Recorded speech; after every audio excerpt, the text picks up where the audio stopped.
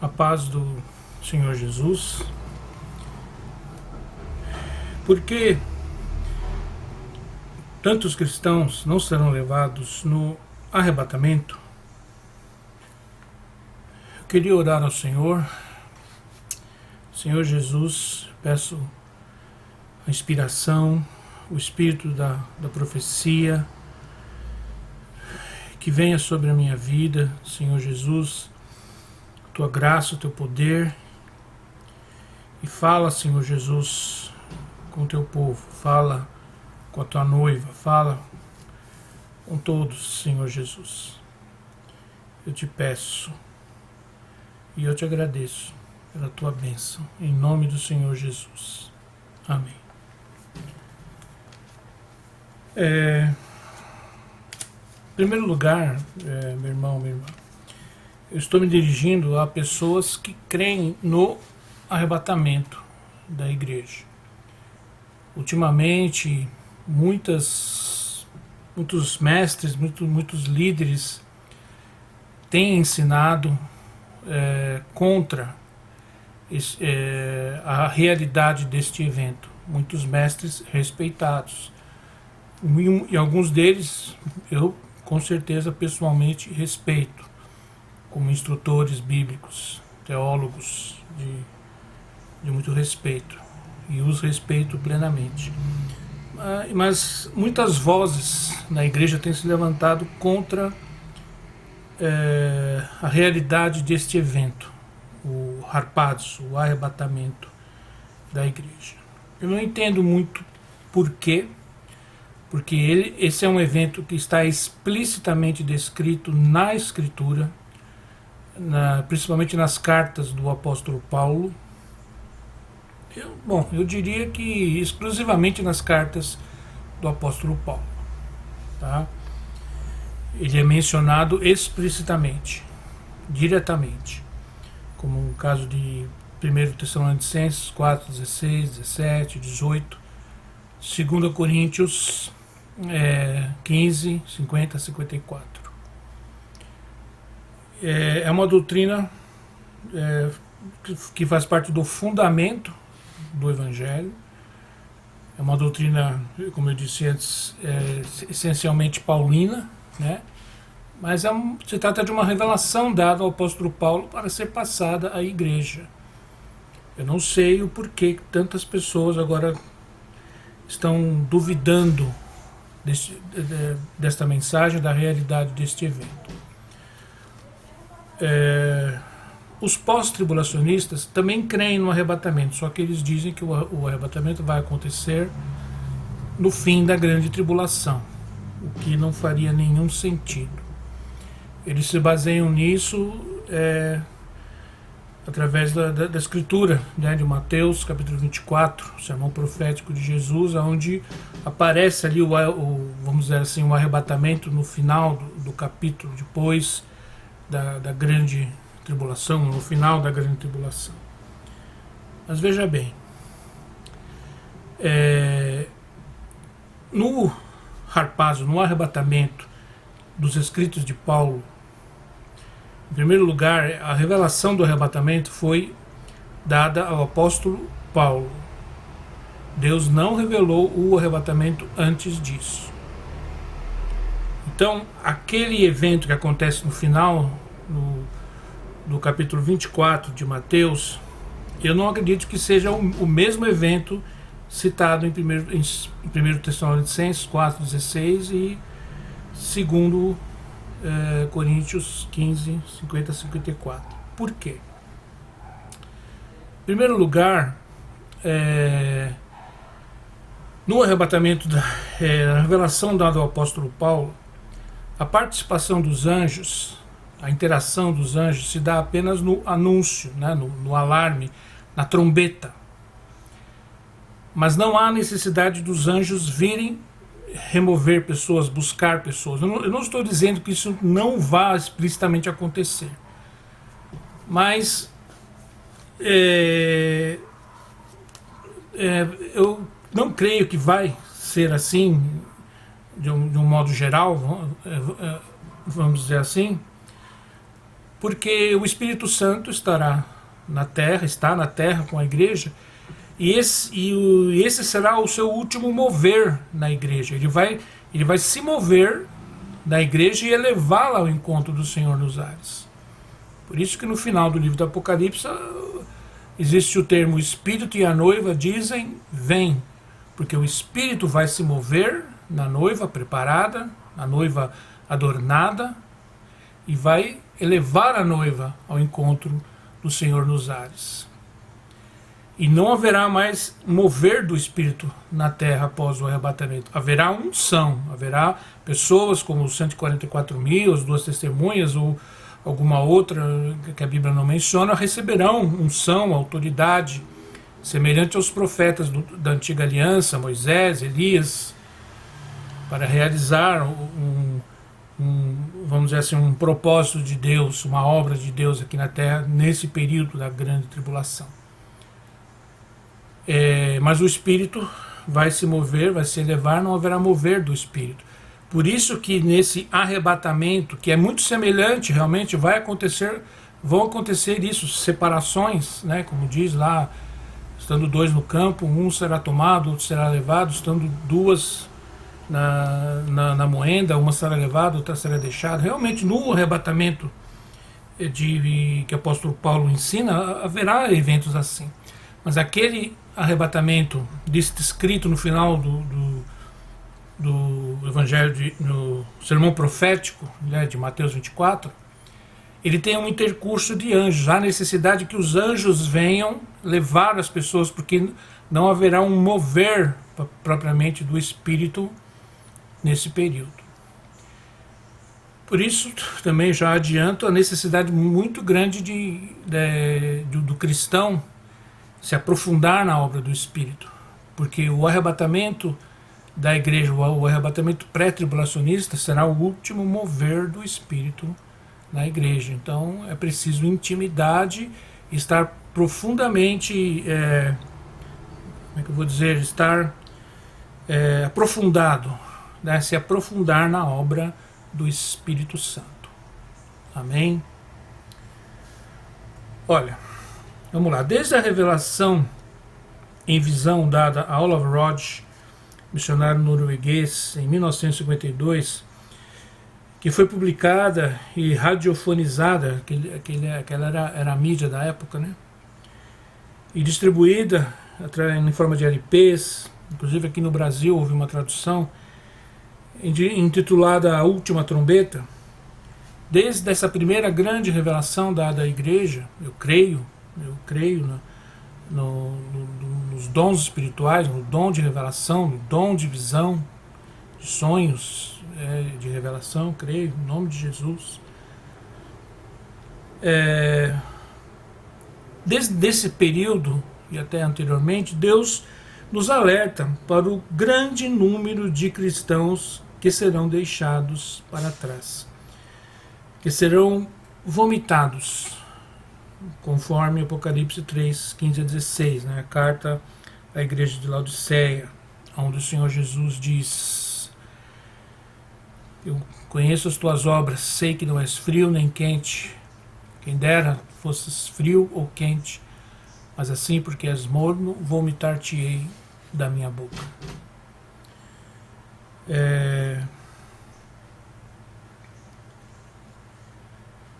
Eu, obviamente, estou me dirigindo a cristãos que creem nos dons espirituais. Óbvio, estou citando aqui a visão de Olav Rod.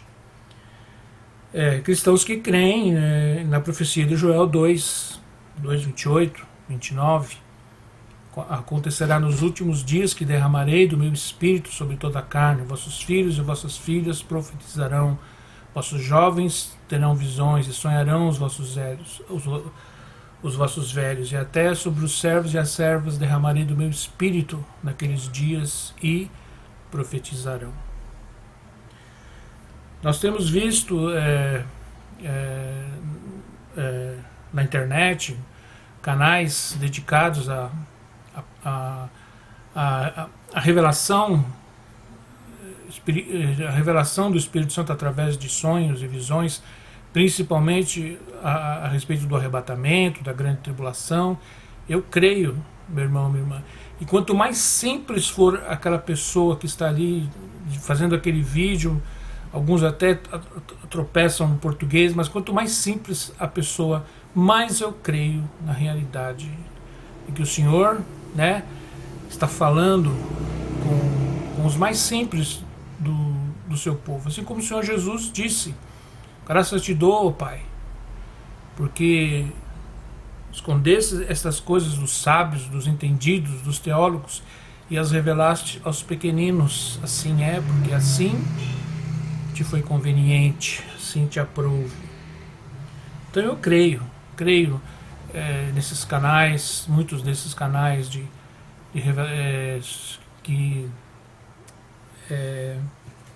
cujo conteúdo são vídeos, né, de pessoas que relatam o arrebatamento em sonhos, relatam que receberam a revelação do arrebatamento em sonhos e visões e palavras proféticas.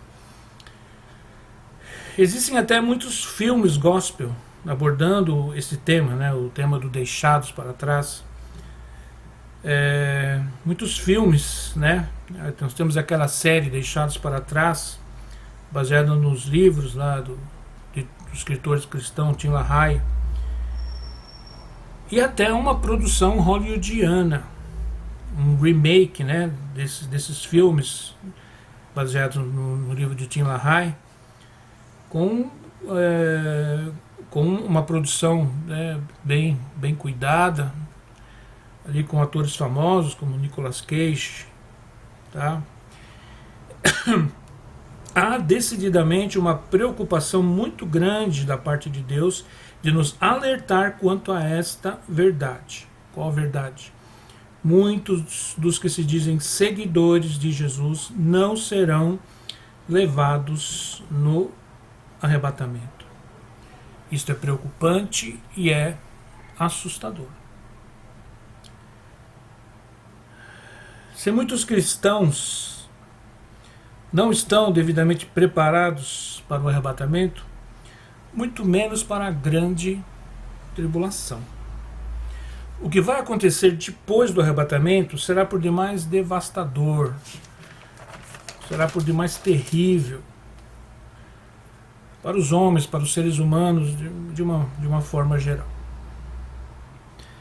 Os pós-tribulacionistas ensinam as pessoas a se preparar, né, a guardar alimentos. A elite mundial constrói bunkers. Só que a destruição não vai vir apenas do alto, através de meteoros, de bolas de fogo.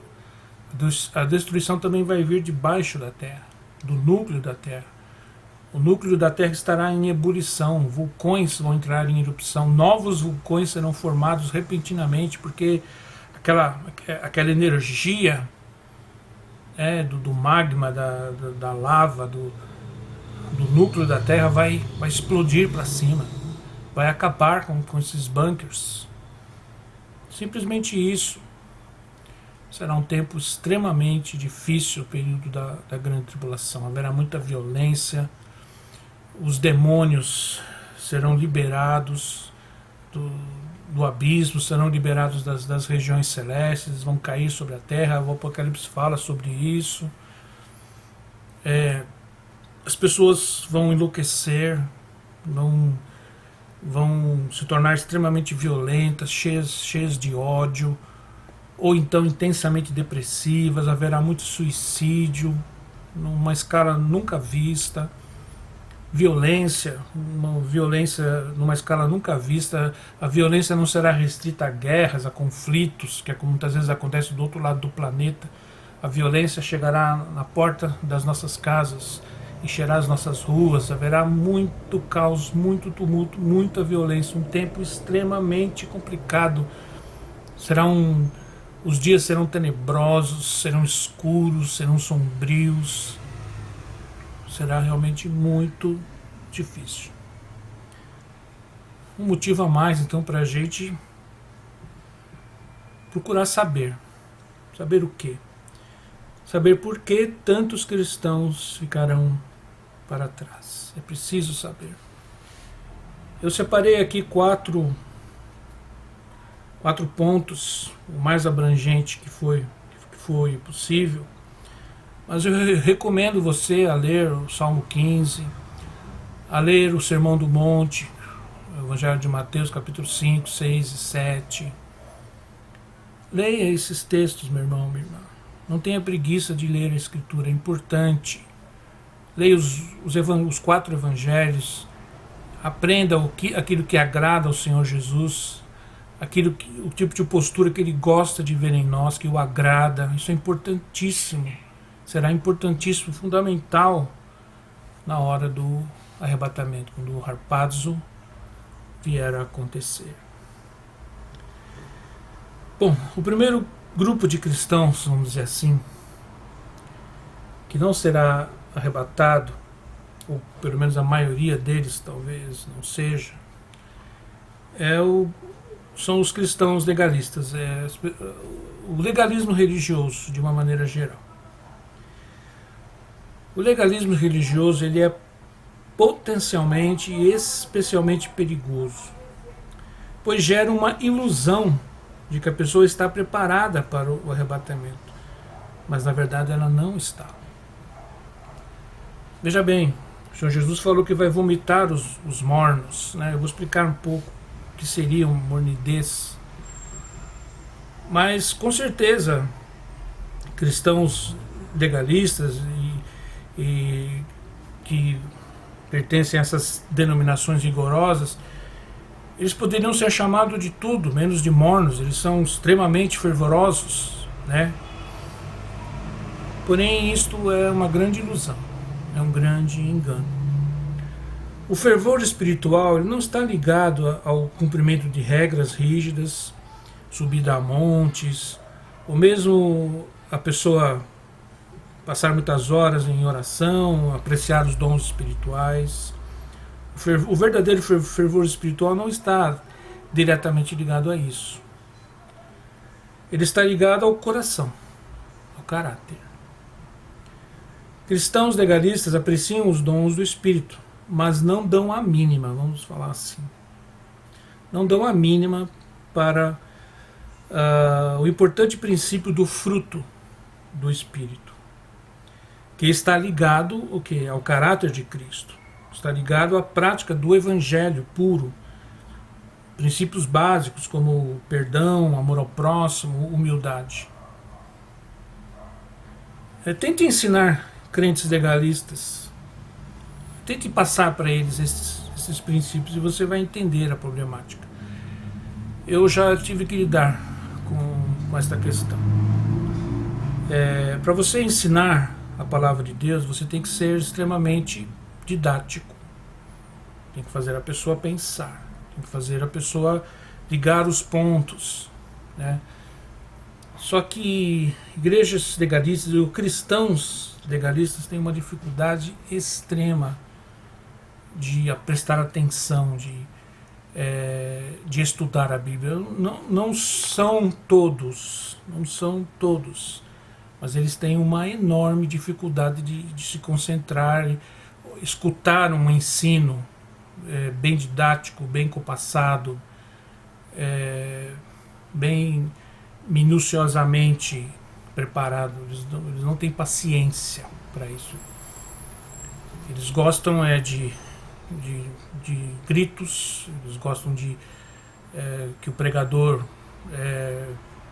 pule, gire e grite bastante, e gesticule e chame a atenção e cause aquela impressão, que mexa com as emoções.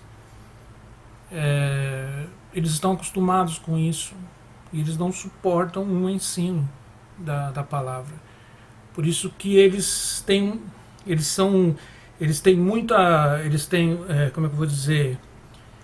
um apego muito grande, um interesse muito grande por dons espirituais, pelo carisma, pela revelação, pela profecia, pelo dom de cura, todos os demais dons, principalmente aqueles que são mais impactantes, mas eles não têm paciência para realmente aprender a palavra de Deus, aprender o importantíssimo princípio do fruto do Espírito, a interposição das obras da carne com o fruto do Espírito. Eles não estudam isso, eles não se aprofundam nisso, e isso acaba sendo um problema sério no meio pentecostal legalista, né? A questão das igrejas pentecostais, legalistas, neopentecostais. O cristão legalista, ele é muito ligado ao que aparece, ao externo, né? À aparência. Ele é muito ligado à roupa, cabelo, estar com a roupa adequada, o cabelo no seu comprimento adequado, acessórios, maquiagem. Ele se preocupa muito com essas coisas, lugares que pode ir, que não pode ir, e acaba deixando o caráter de Cristo, acaba deixando realmente o desenvolvimento do perdão, da humildade, do amor ao próximo, do fruto do Espírito, do domínio próprio, da temperança, e acaba deixando isso de lado, e isso acaba sendo um problema muito sério. Outro grupo, vamos dizer assim, que provavelmente vai ficar para trás, voltando um pouco, nós vamos nos espantar com tantos cristãos legalistas de igrejas aparentemente tão fervorosas. Nós vamos nos espantar com o número desse tipo de cristãos, pessoas que frequentam esse tipo de denominação, que parecem tão fervorosas. Nós vamos nos espantar o número de pessoas dessa linha que vão ficar para trás. Outro grupo aqui são os cristãos, chamados cristãos mundanos. Eu sei que esse é um termo explicitamente legalista, mas eu vou procurar explicar o que é.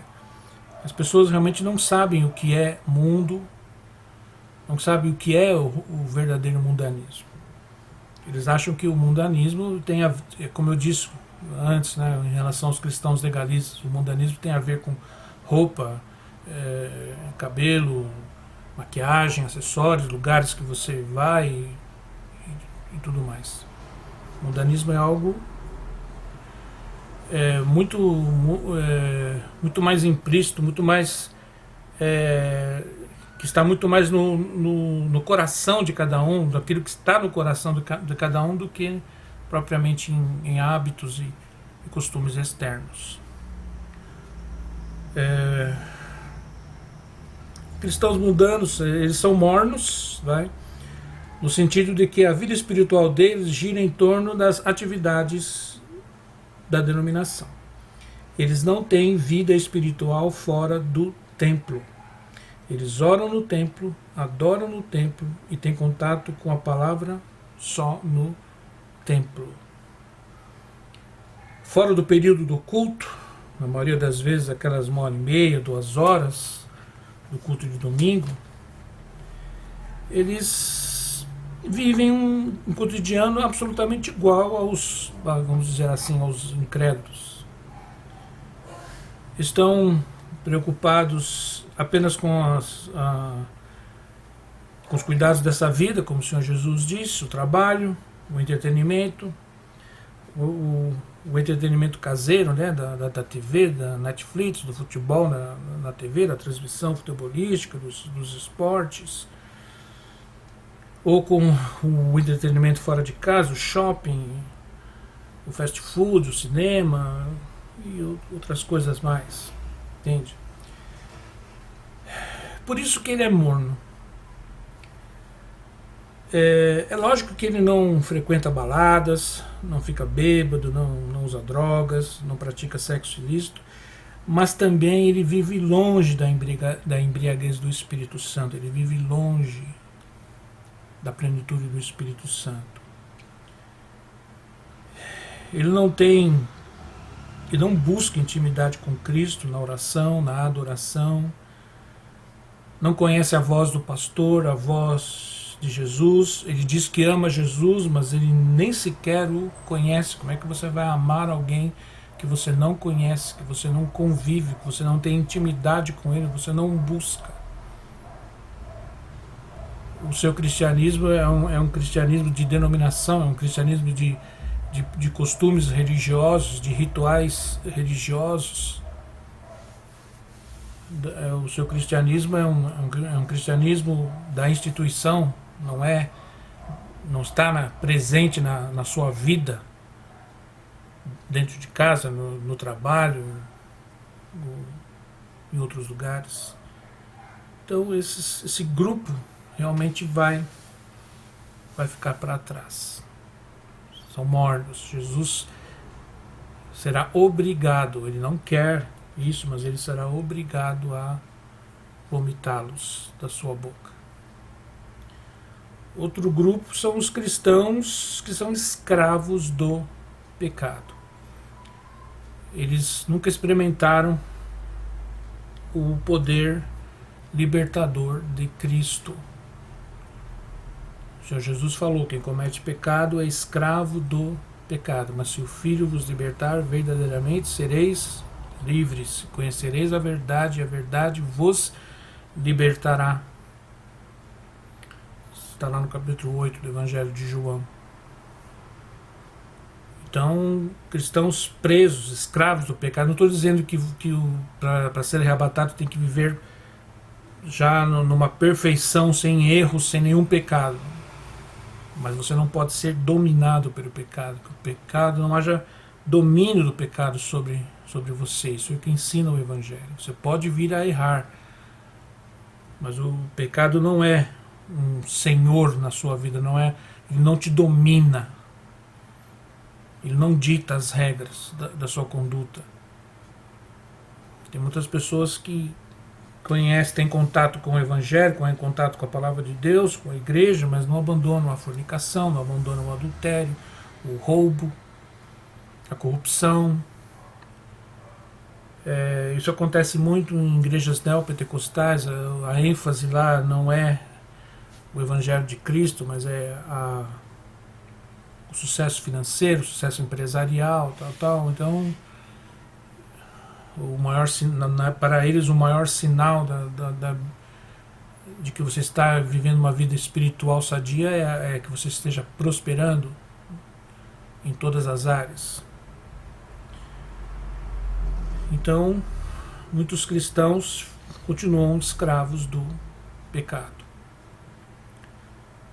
Escravos da amargura, eles não perdoam, não têm sensibilidade com as necessidades dos outros, são egoístas, essencialmente, explicitamente egoístas.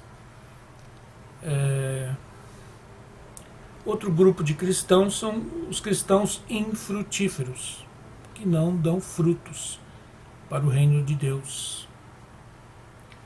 Vamos ler a palavra de Deus aqui em João, capítulo 15, verso 1 a 6. Evangelho de João 15, 1 a 6. Eu sou a videira verdadeira e meu pai é o agricultor. Todo ramo em mim que não dá fruto, o tira e limpa todo aquele ramo que dá fruto, para que dê mais fruto. Vós já estáis limpos pela palavra que vos tenho falado. Está em mim e eu em vós. Como o ramo desse mesmo não pode dar fruto se não estiver na videira, assim também vós se não estiverdes em mim. Eu sou a videira, vós os ramos. Quem está em mim e eu nele, esse dá muito fruto, porque sem mim nada podeis fazer. Se alguém não estiver em mim, quer dizer, na videira, será lançado fora, não vai ser arrebatado, não vai ser tomado. Assim como a vara, o ramo, secará, e colhem os ramos secos, os lançam no fogo e ardem no fogo. Vão arder na fornalha terrível da grande tribulação. Então é isso, meu irmão, minha irmã. O que são frutos espirituais? Eu já falei um pouco sobre frutos do Espírito, leia Gálatas 5. O que é gerar coisas para Deus? Pode ser a sua vida devocional, você ter orações atendidas, você interceder pela vida de outras pessoas e você ver Deus atuando na vida de outras pessoas pela sua intercessão. Testemunhar de Jesus, ganhar almas para Jesus, não calar a sua boca, né? Não ser aquele tipo de cristão agente secreto, mostrar a todos a sua fé, falar de Jesus, pedir ao Espírito Santo que lhe dê oportunidades de testemunhar. Não é simplesmente convidar pessoas para ir ao templo, é expressar a eles vamos dizer assim, a razão da sua fé, espontaneamente, porque é isso que as pessoas querem. É isso que as pessoas querem. Elas querem ver o Jesus na sua vida, eles querem sentir Jesus fluindo através de você, fluindo no seu olhar, fluindo nas suas atitudes, nos seus gestos. Você agir como Jesus agiria, falar como Jesus falaria, andar como Jesus andou, como diz o apóstolo João. Isso é fruto. Isso é fruto do Espírito. Aprender a dominar os seus próprios impulsos, aprender a controlar a sua própria carne,